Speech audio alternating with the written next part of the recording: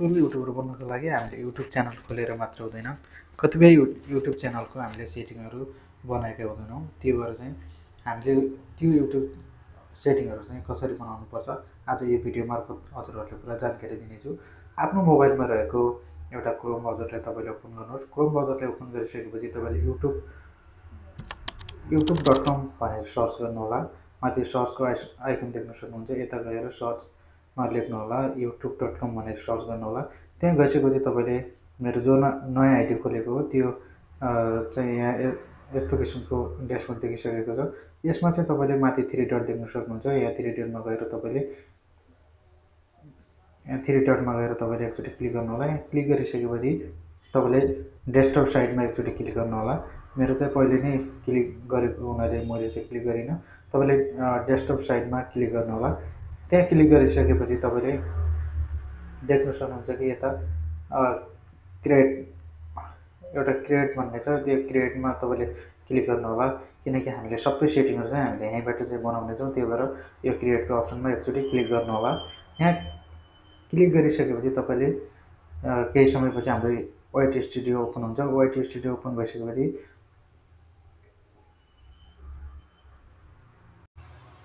क्रिएटमा को काम चाहिँ हामी यसबाट नै गर्नेछौँ। तपाईँले यसमा देख्न सक्नुहुन्छ, तपाईँले कस्टमाइज च्यानल भन्ने एउटा अप्सन देख्न सक्नुहुन्छ।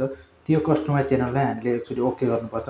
ओके गरिसकेपछि तपाईँले यो हाम्रो सेटिङहरू वाइट स्टुडियो चाहिँ ओपन हुन्छ। योबाट चाहिँ तपाईँले यहाँ देख्न सक्नुहुन्छ हामीले सबै कुराहरू चाहिँ यो सेटिङहरू चाहिँ हामीले इम्पोर्टेन्ट बनाउनै पर्ने हुन्छ। यहाँ हाम्रो च्यानलमा चाहिँ बनाउनै पर्ने कुराहरू चाहिँ हामी यसमा चाहिँ आज सबै रेडी गर्छौँ। तपाईँले देख्न सक्नुहुन्छ यहाँ कन्टिन्यू भन्ने अप्सन देखिसक्नु भएको छ। यसमा चाहिँ हामीले कन्टिन्यूमा एकचोटि क्लिक गर्नुपर्ने हुन्छ।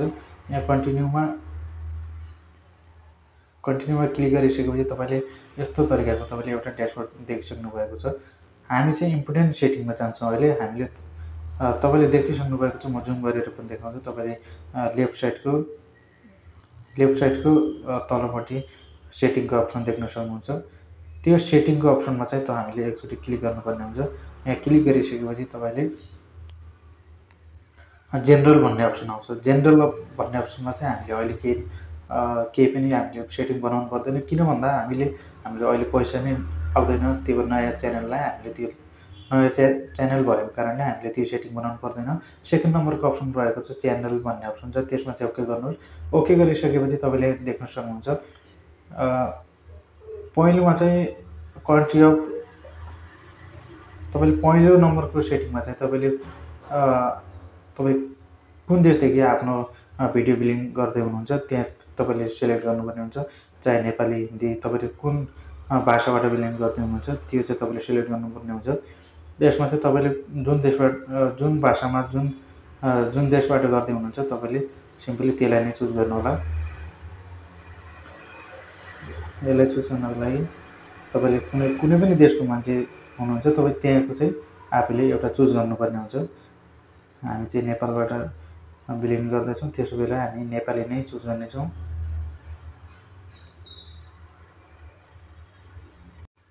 हामी चाहिँ नेपालीलाई चाहिँ चुज गर्नेवाला छौँ। त्यो तपाईँले पनि जुन देशमा हुनुहुन्छ त्यसमा चाहिँ तपाईँले क्लिक गर्नुहोला। यसमा चाहिँ क्लिक गरिसकेपछि तपाईँले सेकेन्ड नम्बरको अप्सन देख्न सक्नुहुन्छ किबोर्ड। यो किबोर्ड भनेको एकदमै इम्पोर्टेन्ट कुरा भनेको यो किबोर्ड पनि हो। त्यो भएर चाहिँ हामीले यो किबोर्डलाई यो युट्युब च्यानल सर्चमा आउनको लागि पनि हामीले किबोर्डको नै प्रयोग गर्ने गर्छौँ। तपाईँले यो युट्युब च्यानल सर्च आउनको लागि एक नम्बर इम्पोर्टेन्ट भनेको किबोर्ड चाहिँ इम्पोर्टेन्ट नै हो। तपाईँले आफ्नो च्यानल जस्तो तरिकाको छ त्यस्तै तरिकाको तपाईँले किबोर्ड राख्नुहोला।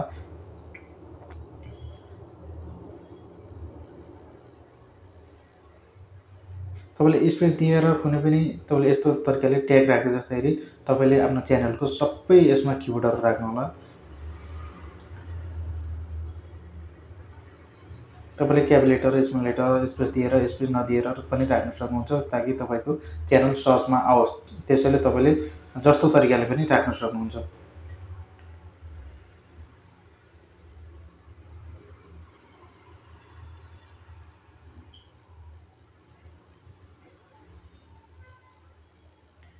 तपाईँले यस्तै गरेर तपाईँले धेरै ट्यागहरू राख्नुपर्ने हुन्छ।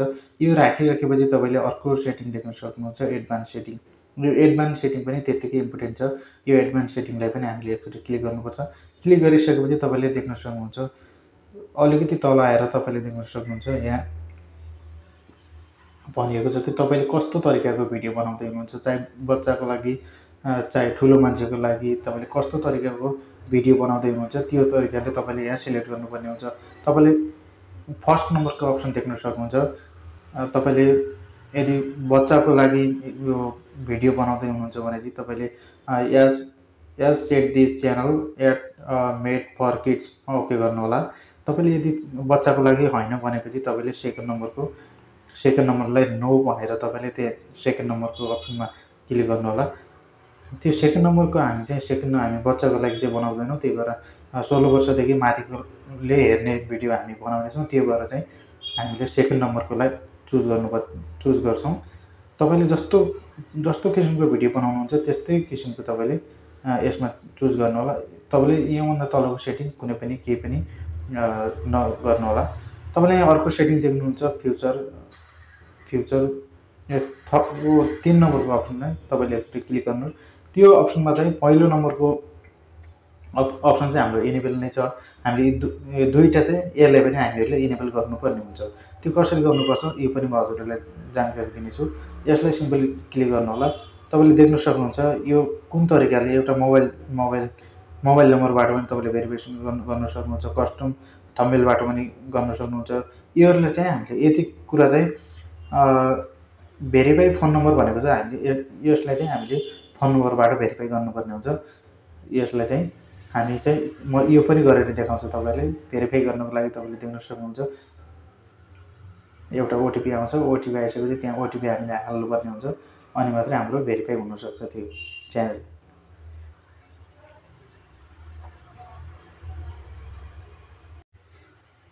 देख्न सक्नुहुन्छ यता आइसकेको छ सिलेक्ट योर कन्ट्री भनेको छ। यहाँ कन्ट्री चाहिँ हामीले इन्डियाको नै राख्नेछौँ, किन भन्दाखेरि हाम्रो नम्बर यहाँ इन्डियाको भएको हुनाले हामी यहाँकै नै राख्नेछौँ।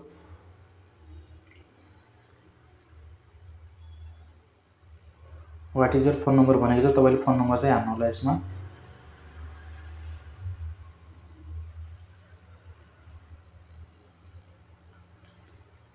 फोन नम्बर हालिसकेपछि गेट कोडमा क्लिक गर्नु होला। यसबाट चाहिँ अब एकछिनपछि तपाईँले 6 नम्बरको ओटिपी आउनेछ। त्यो ओटिपी आइसकेपछि तपाईँले सिम्पली कपी गर्नु होला।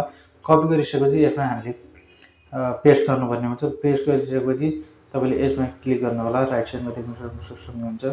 यसमा क्लिक गरेर यसलाई भेरिफाई गर्न सक्नुहुन्छ।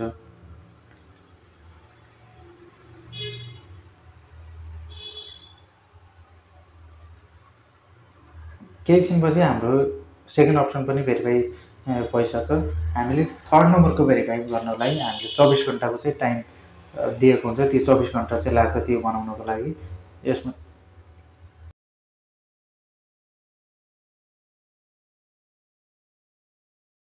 हामीले सेकेन्ड नम्बरको अप्सन पनि हामीले भेरिफाई गरिसकेका छौँ। हामीले थर्ड नम्बरको भेरिफिकेसन गर्नको लागि हामीले 24 घन्टाको टाइम दिएको हुन्छ। 24 घन्टाभित्रमा हामीले यसै गरी अर्को पनि हामीले त्यो भेरिफाई गर्न सक्छौँ। यो भेरिफाई गर्नको लागि तपाईँले देख्न सक्नुहुन्छ यसमा क्लिक गरेर तपाईँले देख्न सक्नुहुन्छ तपाईँले यहाँ पुरै अप्सनहरू छ। यो भेरिफाई गऱ्यो भने हामीले के गर्न सक्छौँ काम भन्ने कुराहरू यो सबै यसमा देख्न सक्नुहुन्छ। त्यही भएर यो पनि त्यत्तिकै इम्पोर्टेन्ट छ। यो कुरामा चाहिँ तपाईँले कन्टेन्ट आइडी क्लिनबाट पनि हामीले यो अप्सनलाई हामीले भेरिफाई गर्न सक्छौँ। अपलोड मोर भिडियो डेली पनि हाल्न सक्छौँ। यो ओपन गऱ्यौँ भने हामीले होइन क्रिएट मोर सर्ट डेली पनि यो हाल्न सक्छौँ। तपाईँले यो पनि हामीले एक्सेस फ्युचरमा गएर हामी यसलाई इनेबल गर्न सक्छौँ। तपाईँले देख्न सक्नुहुन्छ यहाँ युज भिडियो भेरिफिकेसन भनेको छ। युज योर भ्यालिड आइडी तपाईँले इमेल आइडीबाट पनि भेरिफाई गर्न सक्नुहुन्छ। देख्न सक्नुहुन्छ तपाईँले यी तिनवटामा एउटा चाहिँ छानेर हामी यसलाई पनि भेरिफाई गर्न सकिन्छ। तपाईँले जस्तो तरिकाले तपाईँलाई राम्रो लाग्छ त्यही तरिकाले भेरिफिकेसन गर्नु होला। त्यो गरिसकेपछि तपाईँले एउटा इमेल आउँछ। इमेलमा गएर तपाईँले त्यो पिन नम्बर हाल्नु होला। इमेलमा गएर त्यो पिन नम्बर आउँछ। त्यो पिन नम्बर आउँछ। त्यो पिन नम्बर चाहिँ हामीले जिमेलमा जानु होला। जिमेलमा गइसकेपछि सबैभन्दा अगाडि त्यहाँ हाम्रो कोड आएको हुन्छ, त्यसमा गएर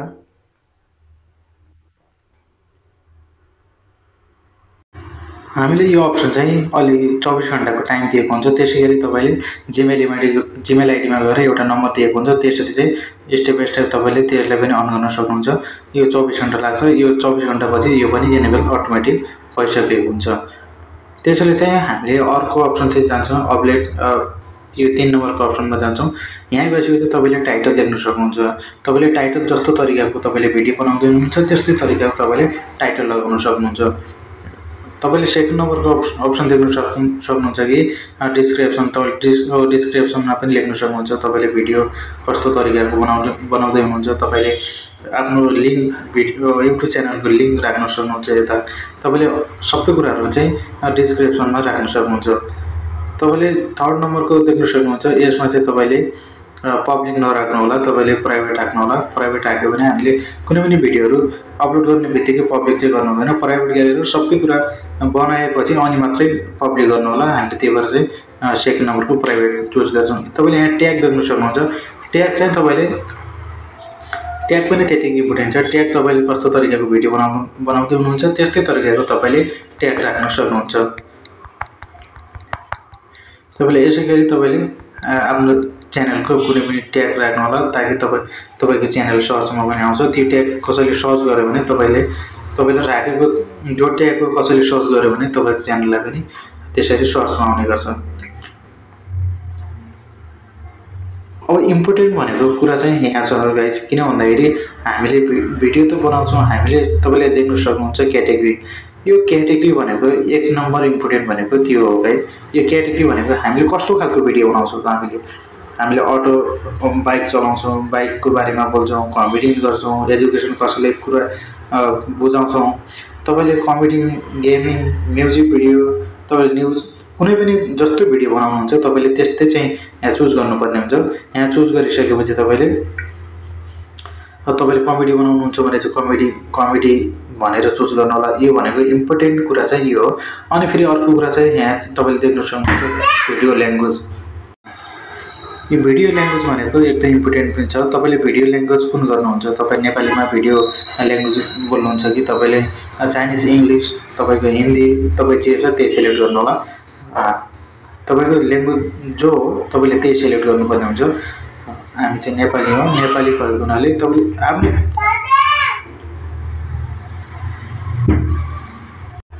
हामी चाहिँ नेपालीमा भिडियो बनाउँछौँ, त्यही भएर हामी चाहिँ नेपाली नै तपाईँले चुज गर्नु होला भिडियो ल्याङ्ग्वेजमा।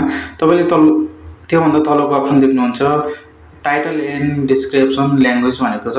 तपाईँले त्यसमा पनि नेपाली नै चुज गर्नु होला। हामी चाहिँ नेपालीमा गर्ने भएको हुनाले हामीले नेपाली नै चुज गर्नेछौँ। अनि फेरि अर्को कुरा तपाईँले देख्न सक्नुहुन्छ यसलाई चाहिँ ननमै राख्नु होला। यसलाई चाहिँ कुनै पनि इम्पोर्टेन्ट छैन अहिले, त्यही भएर चाहिँ अहिले अर्को अप्सन देख्नुहुन्छ कमेन्टलाई पनि अनमै राख्नु होला। तपाईँले जसले कमेन्ट गरे पनि त्यहाँ सो हुने गर्छ। तपाईँले यदि गरिसकेपछि तपाईँले देख्न सक्नुहुन्छ अरू तलको चाहिँ इम्पोर्टेन्ट त्यति छैन। आफ्नो जिमेल आइडी के हो त्यो सबै तपाईँले तल हेर्न सक्नुहुन्छ। त्यति गरिसकेपछि तपाईँले यहाँ पनि देख्न सक्नुहुन्छ यो अहिले त्यति चाहिँ इम्पोर्टेन्ट कुरा हुँदैन। त्यसैले चाहिँ हामीले यति जति सेटिङ बनाएको छ त्यति सेटिङहरूलाई चाहिँ हामीले सेभ गरेर राख्नुपर्ने हुन्छ। सेभ गरेर राखेपछि तपाईँले भिडियो अपलोड गर्दा पनि अब कुनै फरक पर्दैन। त्यसैले चाहिँ यति सेटिङ चाहिँ इम्पोर्टेन्ट बनाउनै पर्ने हुन्छ।